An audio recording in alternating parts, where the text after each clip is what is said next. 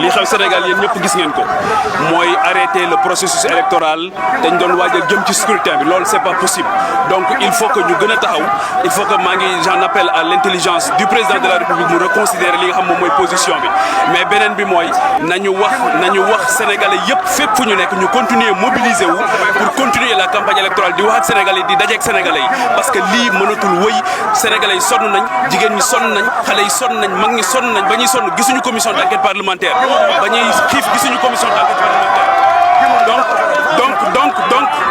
donc ça suffit et ça suffit, ça ne peut pas continuer.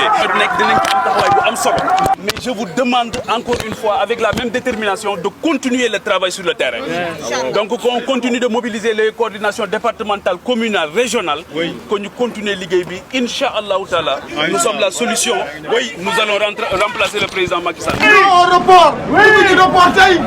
Nous reportons souvent. Nous avons des élections. Nous devons les mettre parce que nous avons des